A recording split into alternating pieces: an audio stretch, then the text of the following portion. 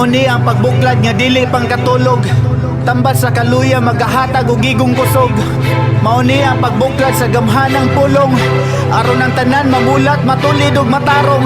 Maong itudo ang volume hangtod sa maximum. Panahon ng isabyag ang binhi sa tanang binuhat. Nga hubo sa kamatuoran aron ang tanan mamulat. Hatagig pagdagad kung ganaan pagkang mamina ug mudawat. Ang Biblia nagpamatuod ug dili ang agimat.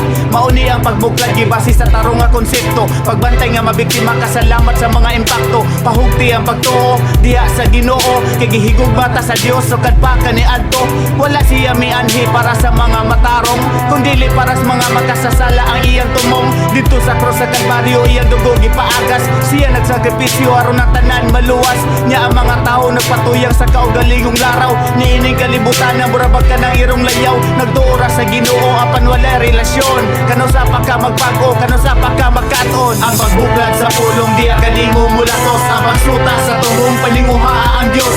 Tinuod ka tagbawa na kang Kristo Jesus. Iya kang gihigugma o iya kang gigakos. Ang pagbuklad sa pulong di akanimo mulatos. Ang pagsuta sa tungong palinguha ang Dios.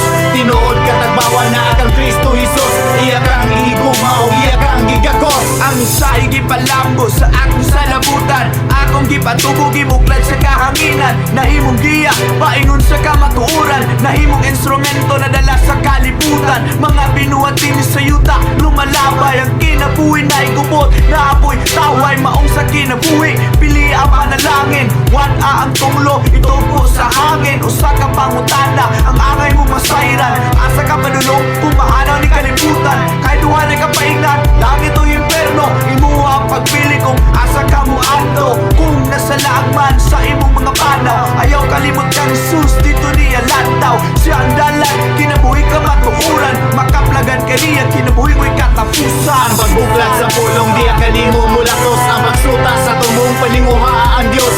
Tinuod ka tagbawa na kang Kristo Jesus. Iya kang gihigugma o iya kang gigakos. Ang pagbuklad sa pulong di akanimo mulatos. Ang pagsuta sa tumong palinguha ang Dios. Tinuod ka tagbawa na kang Kristo Jesus. Iya kang gihigugma o iya kang gigakos.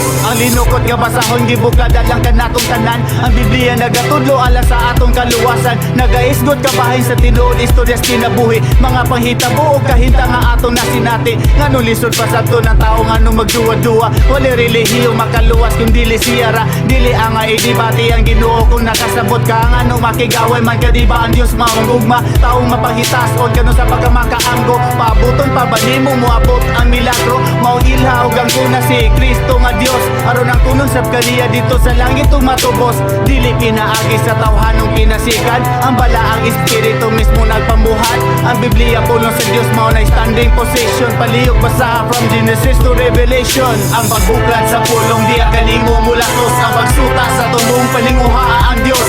Tinuod ka tagbawa na kang Kristo Jesus. Iya kang gihigugma o iya kang gigakos. Ang pagbuklad sa pulong di akanimo mulatos. Ang pagsuta sa tumong palinguha ang Dios. Tinuod ka tagbawa na kang Kristo Jesus.